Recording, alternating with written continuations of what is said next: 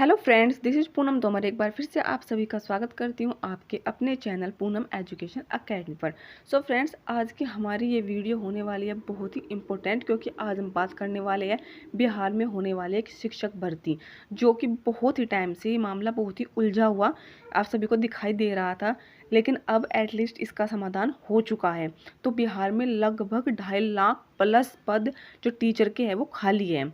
तो उस बारे में जो नियमावली बननी थी वो बनकर तैयार हो गई है। हम उसी के संदर्भ में इस वीडियो में बात करने वाले हैं कि आखिर इसका जो एग्ज़ाम है वो कौन कराएगा, और किन बच्चों को इसमें छूट दी जाएगी, कितनी वैकेंसी होने वाली है, और जो हमारी आरक्षण की बात की जाए तो क्या कोई आरक्षण भी इसमें होगा, और क्या योग्यता होगी, क्या डिग्री होगा, कौन इस एग्ज़ाम को कंडक्ट कराएगा। इन सभी चीज़ों के बारे में हम बात करने वाले हैं, और इनसे जुड़े हुए अन्य कुछ प्रश्नों के बारे में भी हम बात करने वाले हैं। सो फ्रेंड्स, कैबिनेट की जो मुहर है वो नियमावली पर लग चुकी है, लेकिन पहले जो ये वैकेंसी होती थी इसको मेरिट बेस पे किया जाता था, लेकिन अब इसके लिए एग्ज़ाम कंडक्ट कराया जाएगा। सबसे बड़ी न्यूज़ यही है जिससे बच्चे बहुत आहत हैं, क्योंकि जो बच्चे सिलेक्टेड हैं उनको भी इसके लिए एग्ज़ाम देना होगा। जो छठा चरण था उसमें जो नियुक्त बच्चे हैं, यानी जो चयन पा चुके हैं, उन बच्चों को भी इसमें एग्ज़ाम देना होगा, और फ्रेश बच्चे तो ओबियसली एग्ज़ाम की तैयारी कर ही सकते हैं। और जो टीचर हमारे बनेंगे इस वैकेंसी के तहत, उनको राज्य कर्मचारी की जो सुविधा है वे सभी सुविधाएं इसमें दी जाएगी, यानी कि टीचर बनने के साथ में वे एक राज्य कर्मचारी भी कहलाएंगे। सो फ्रेंड्स, आप इस नोटिफिकेशन को देख सकते हैं जो आपकी स्क्रीन पर दिखाई दे रहा है। ये बिहार सरकार द्वारा जारी किया गया नोटिफिकेशन है। इसमें जो शिक्षा के प्रति जो हमारी वैकेंसी निकलेगी उसका जो नियमावली है उस पर मोहर आपको यहाँ पर देखने को मिल सकती है कि यहाँ पर नियमावली पर मोहर लग चुकी है। सो फ्रेंड्स, ये हमारी जो न्यूज़ है अमर उजाला अखबार में दी गई है। ये 11 अप्रैल की न्यूज़ है। बिहार टीचर वैकेंसी सोमवार को, जैसे ही बिहार कैबिनेट ने 7वें चरण की जो शिक्षक भर्ती के लिए नियमावली जारी की, तो सभी अभ्यर्थियों के अंदर इससे संबंधित जो है क्वेश्चन पैदा होने लगे कि आखिर इसके जो रूल रेगुलेशन है वो क्या क्या होने वाला है, कौन इस एग्ज़ाम को कंडक्ट कराएगा। तो चलिए उनके बारे में डिटेल से हम आगे बात करेंगे। केवल बिहारी ही बनेंगे बिहार में शिक्षक। अब शिक्षकों का नहीं होगा अस्थायी नियोजन। 2006 से नियोजित शिक्षक ही भर्ती होते थे। आयोग की परीक्षा से स्थायी शिक्षक आएंगे, यानी कि जो इसका एग्जाम है वो आयोग कंडक्ट कराएगा। तो चलिए जानते हैं अब इस खबर को विस्तार से। बिहार में पहले स्थायी शिक्षक ही रखे जाते थे। 2006 से नियोजन कर मानदेय आधारित रखे जाने लगे। फिर एक तरफ इनकी योग्यता पर सवाल उठने लगे और दूसरी तरफ शिक्षक योग्यता परीक्षा सीटेट और एसटेट पास करने वालों को अपनी मेहनत का लाभ होता नहीं दिखा। हंगामा बढ़ा। अब नए वित्तीय वर्ष में मुख्यमंत्री नीतीश कुमार के मंत्रिमंडल ने स्थायी शिक्षकों की नियुक्ति के लिए नियमावली को मंजूरी दी है, यानी कि फाइनली हमारी इस भर्ती के ऊपर जो है एक नियमावली को मंजूरी दे दी गई है, क्योंकि जिन बच्चों का क्वालिफिकेशन अच्छा था और उन्होंने सीटेट वगैरह भी क्लियर किया हुआ था, तो फिर भी उन बच्चों को ऐसे लग रहा था कि जैसे हम इस चीज़ का लाभ नहीं उठा पा रहे। तो चलिए अब जानते हैं इस नियमावली के बारे में, आखिर क्या है नियमावली। हमारा सबसे पहला प्रश्न, इस नियमावली का नाम क्या रखा गया है। बिहार राज्य विद्यालय अध्यापक नियुक्ति स्थानांतरण अनुशासनिक कार्रवाई एवं सेवा शर्त नियमावली 2023 इसका नाम रखा गया है। हमारा दूसरा सवाल है, किन विद्यालयों के शिक्षक इसके तहत भर्ती होंगे। बिहार सरकार के शिक्षा विभाग के तहत चलने वाले विद्यालयों में अध्यापक यानी कि शिक्षक भर्ती किए जाएंगे। हमारा जो थर्ड क्वेश्चन है, इनकी कोई अलग पहचान भी होगी। हाँ, न तो यह अब तक नियोजित शिक्षकों के जैसे मानदेय वाले होंगे और न उससे पहले नियुक्ति स्थायी शिक्षकों संवर्ग में होंगे। इनके लिए नई संवर्ग का गठन किया गया है। हमारा यहाँ पर जो चौथा प्रश्न है, नियोजित और इनमें क्या अंतर होगा, यानी कि इनके बीच में क्या डिफरेंट होगा।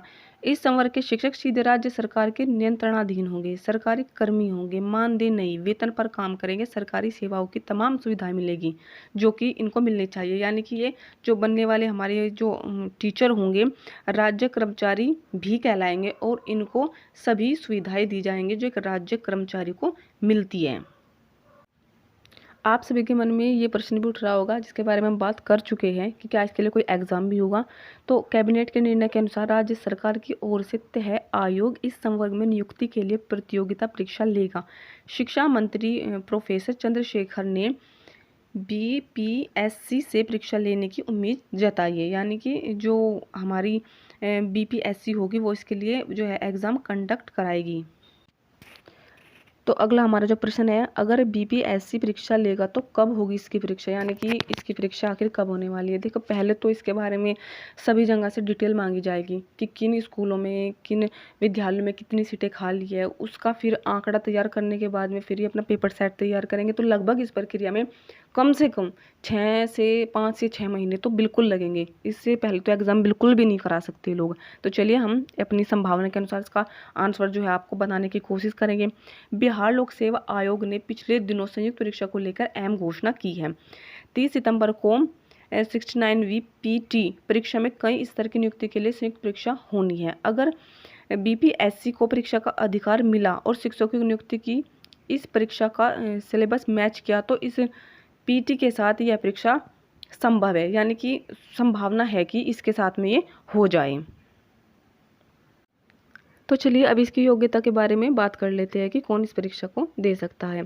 क्या सीटेट और एसटेट वालों को भी परीक्षा देनी होगी? हाँ, इसकी पात्रता स्पष्ट की गई है कि राज्य सरकार या केंद्र सरकार की शिक्षक पात्रता परीक्षा एसटेट या सीटेट में उत्तीर्ण ही इसके अभ्यर्थी होंगे। यानी कि जिनका ये सीटेट और एसटेट क्लियर होगा वो इस परीक्षा को दे सकते हैं।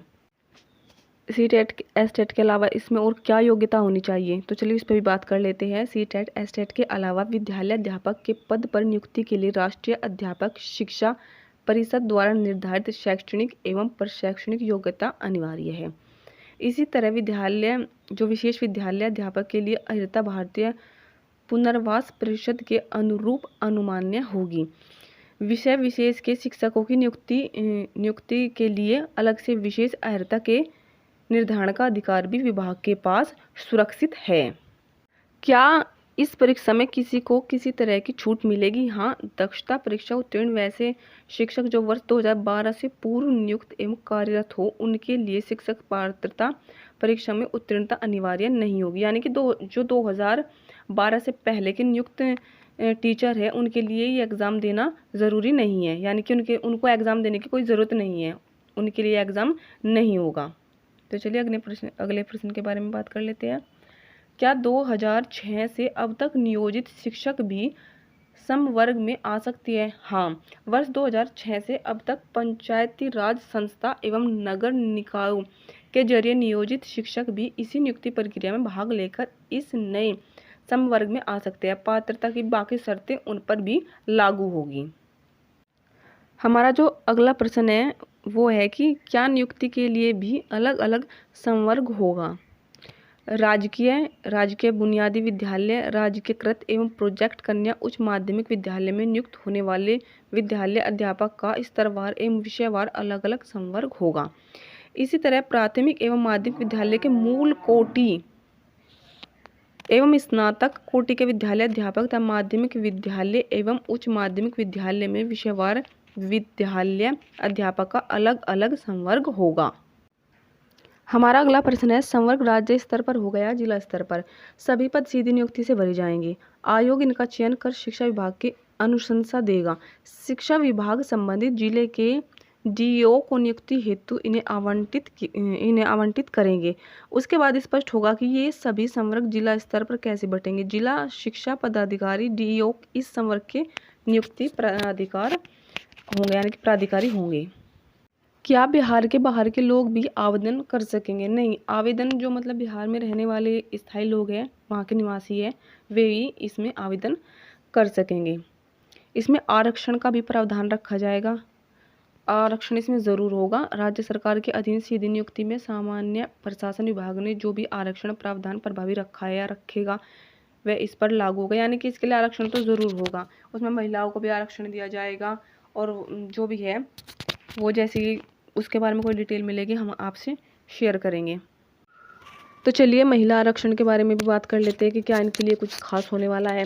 सामान्य प्रशासन विभाग के आरक्षण रोस्टर से अलग प्राथमिक एवं मध्य विद्यालय के मूल कोटि एवं स्नातक कोटि के विद्यालय अध्यापक के पद पर प्रत्येक विषय में न्यूनतम 50% महिला अभ्यर्थियों की नियुक्ति की जाएगी। विषम संख्या रहने पर अंतिम पद महिला अभ्यर्थी के लिए चिन्हित किया जाएगा। मतलब मैं आपको इस चीज़ को डिटेल में समझाना चाहूँगी कि अगर हमारे जो वैकेंसी है, जैसे कि सपोज 101 वैकेंसी है, उसमें से जो 50 सीटें वो महिलाओं के लिए आरक्षित हो जाएंगी और जो 50 सीटें हैं वो महिलाओं के लिए यानी कि अन्य किसी वर्ग के लिए अनारक्षित हो जाएगी और जो लास्ट का एक पद बचा उसमें महिलाओं को ही यहाँ पर जो है महिलाओं को ही वो सीट जो है दी जाएगी। तो चलिए अगले प्रश्न के बारे में बात कर लेते हैं। आरक्षण रोस्टर किस तरह प्रभावी किया जाएगा। नियमावली लागू होने के बाद प्रथम समव्यवहार में विद्यालय अध्यापक के पद पर नियुक्ति हेतु आरक्षण बिंदु 1 से रोस्टर जो है प्रारंभ होगा।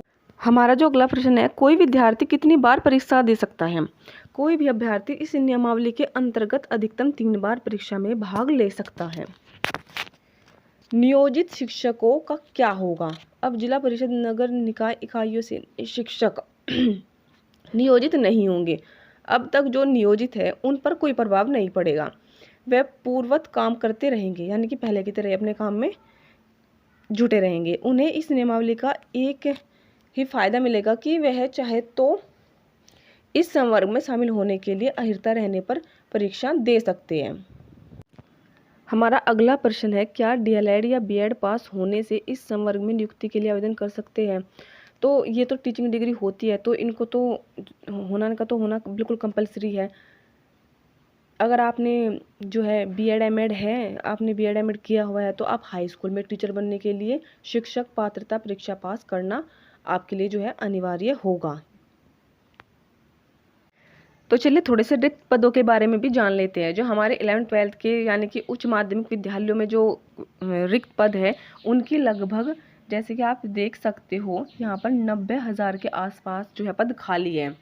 जो माध्यमिक स्कूल है उसमें लगभग 45,000 हमारे पद खाली है और जो प्राइमरी स्कूल है हमारे उसमें लगभग 80,000 जो है मतलब प्लस ये है पद खाली है। और हाई स्कूलों के लिए जो मतलब कंप्यूटर शिक्षकों के पद खाली है वो लगभग 7400 हम बोल सकते हैं पद खाली है। इसके अलावा जो हमारे स्पेशल टीचर होते हैं उनके लिए लगभग 10,000 पद खाली हैं। तो ये हो गई कुछ महत्वपूर्ण जानकारी बिहार शिक्षक भर्ती को लेकर। अगर आपको हमारी यह वीडियो पसंद आई हो तो हमारी इस वीडियो को लाइक करें, शेयर करें और ऐसी ही जानकारी को प्राप्त करने के लिए हमारे चैनल को सब्सक्राइब करें। So thank you for watching this video and please subscribe my channel. Thank you.